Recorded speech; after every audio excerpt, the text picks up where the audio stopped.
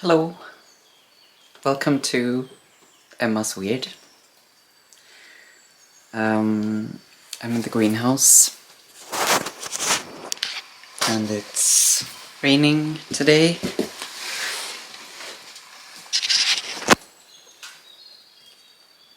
But it's still spring-like weather. I think it was about 5 or 7 degrees when I woke up this morning. Celsius. And it's just, I think it was the second night in a row now that we've had above freezing temperatures during the night. And it's the 11th of April today. And having looked at the 10-day forecast, it looks like we're going to be above freezing during the nights and days. So what I'm doing today is I'm planting out brassicas in the greenhouse. And this is not where they're going to be the whole season. It's more like a halfway house kind of situation. Because last year I planted out a few Swedes, I think it was, in the greenhouse very early in the season, instead of just keeping them indoors and then planting them out in the garden. And those Swedes that were in the greenhouse for a few weeks, they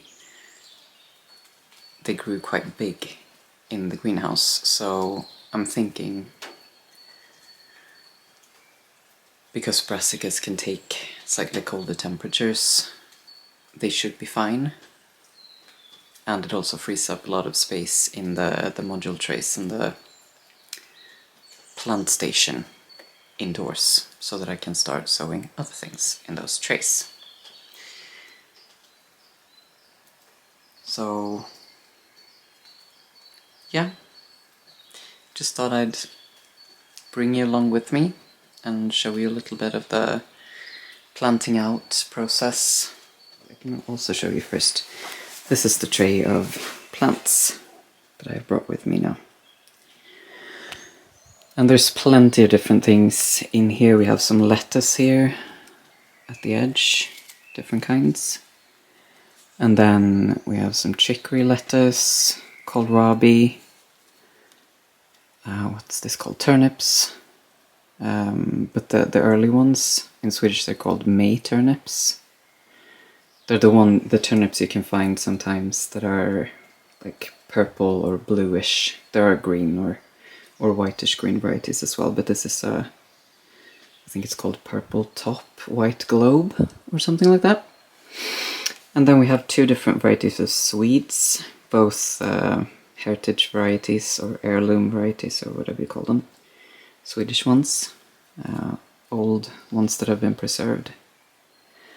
And then there's some spring onions, parsley, celeriac. They look really nice. Quite small yet, but they'll grow bigger in time. And then on the edge here is the most recent seeds. I sowed them quite recently, I think. Maybe a week ago, 10 days, something like that. And it's 2 different varieties of beetroots. And 2 different varieties of chard. But they will obviously be left in this tray to grow bigger. So the things I'm planning on planting out right now are probably the Swedes, because they're biggest. As you can see, those leaves are already quite large. I would really like to also plant out the kohlrabi and the turnips, but I don't know if there's enough space. We'll just see. I might have to improvise a little bit. And then, obviously, some coffee as well. Here are the brassicas that I've planted out today. And it's well, I don't really know what they're called actually, but these are, at least in Swedish, they're called Savoy cabbage. They're the ones that they are like round, big cabbage heads, but they have the wavy leaves. And then we have some purple kale, I guess they might be called.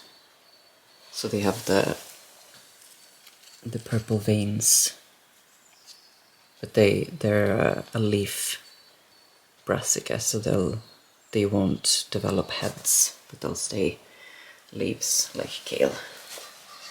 Then we have some,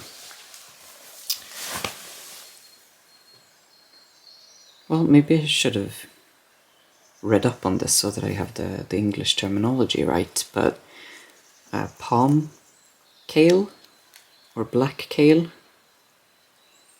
the ones that look like dinosaur skin and get long, like dark,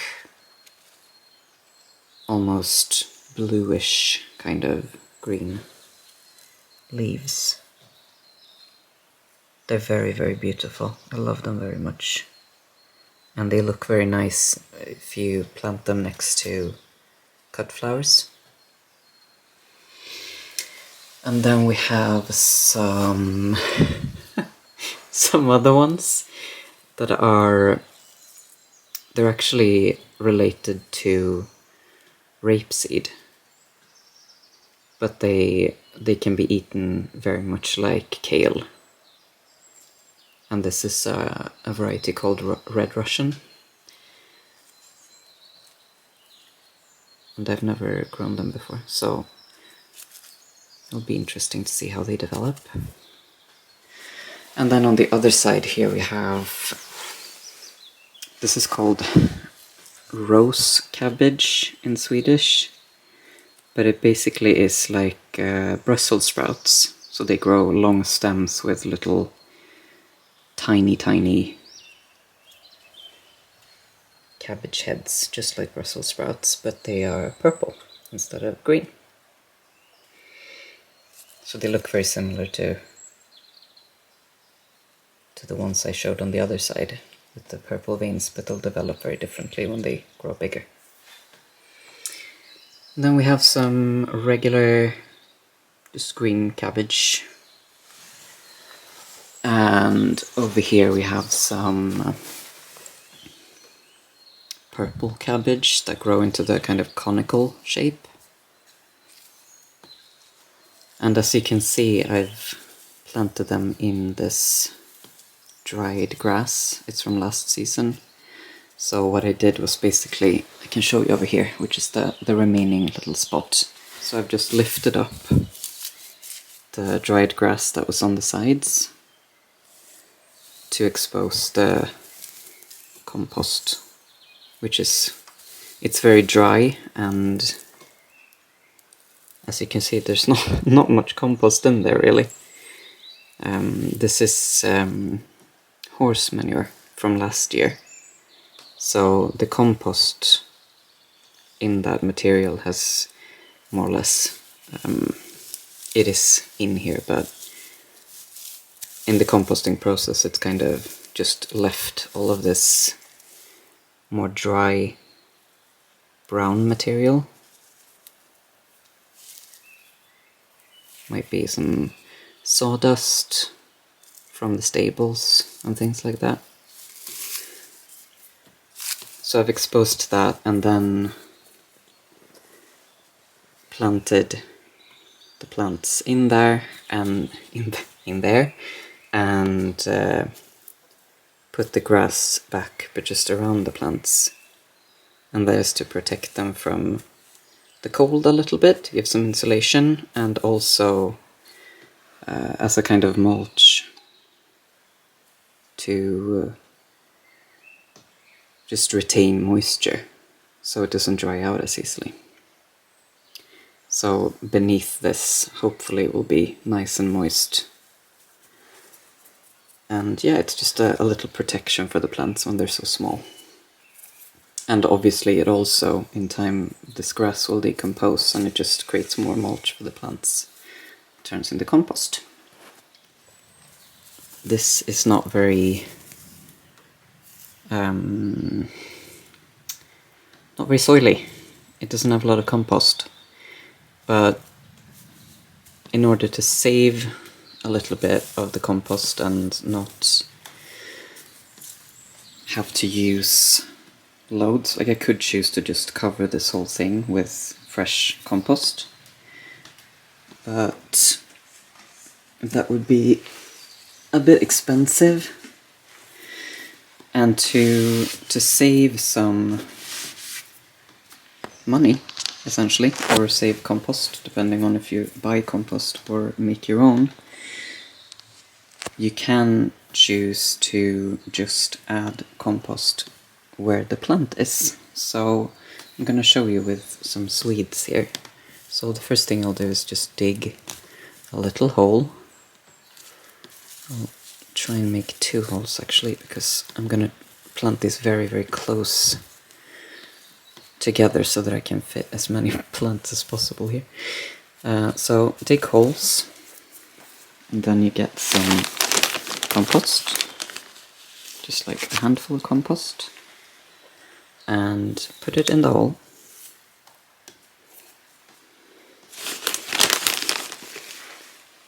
Like so. And then you make a little hole in the compost. And then you get one of the little seedlings. So this is a Swede called Klintkarin's kålrot in Swedish. Klintkarin's Swede.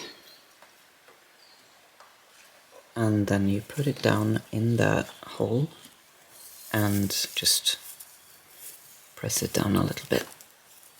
Brassicas generally like firmness around their roots, so they want to sit in a stable ground, so to speak. They want support. So you can just press them down a little bit. And then afterwards I water them, and then I put this dried up grass around the plants to support them a little bit and give them well, a little blanket to keep them warm and moist. So this is what it looks like now. Here we have 10 plants of the Vinchan kålrot, Vinchan Swedes, and then maybe 9 of the Klintkarin. All tucked in. So now I just hope that we get some frost-free weather for a bit, and that all of these brassicas can grow large and healthy.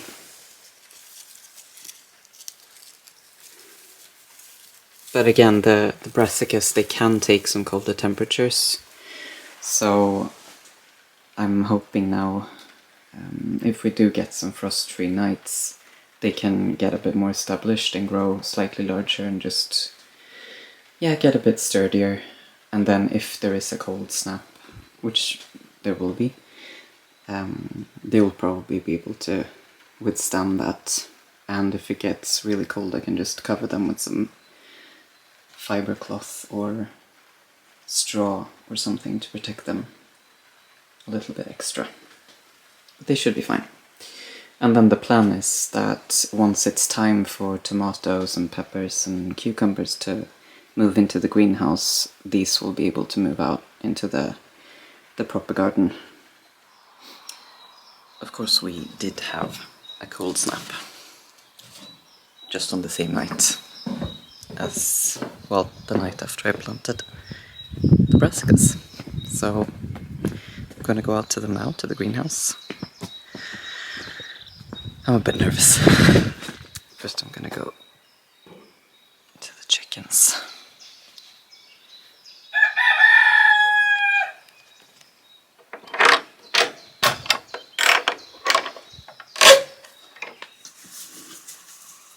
Oh, they're scared of the camera.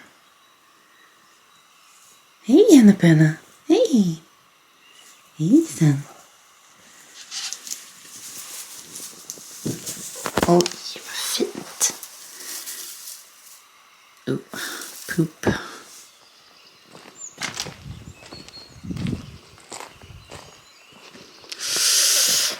I'm very nervous about the greenhouse.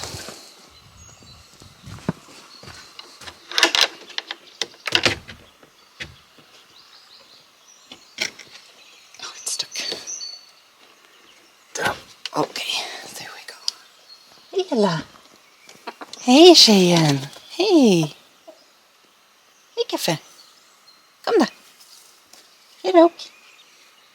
Hejsan, Rauk. Hej. Kom då, kaffe. Kom då, kom då, kom då. Kom då, kom då, kom då, kom då. Hej. Hej.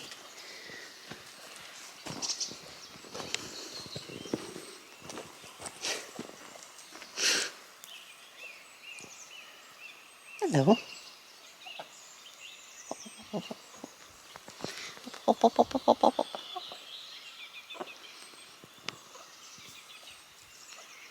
Look at that morning light.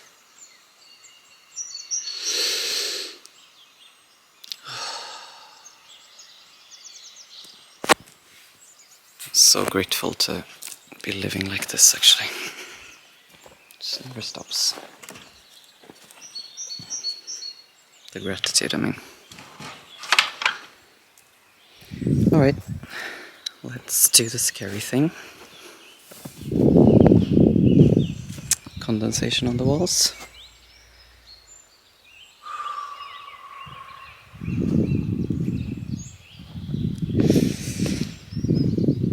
Heart pounding. Please, please be alive.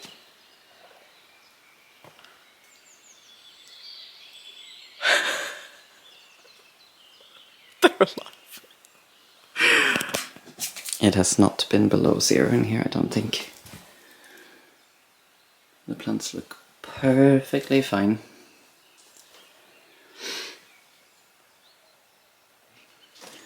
And it's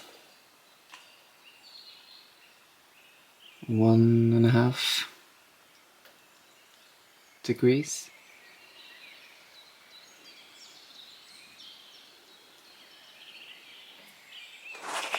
In all honesty, I actually forgot to check the forecast. I mean, I have checked it before to see the 10-day forecast, and it said that it was going to be quite a few degrees above freezing.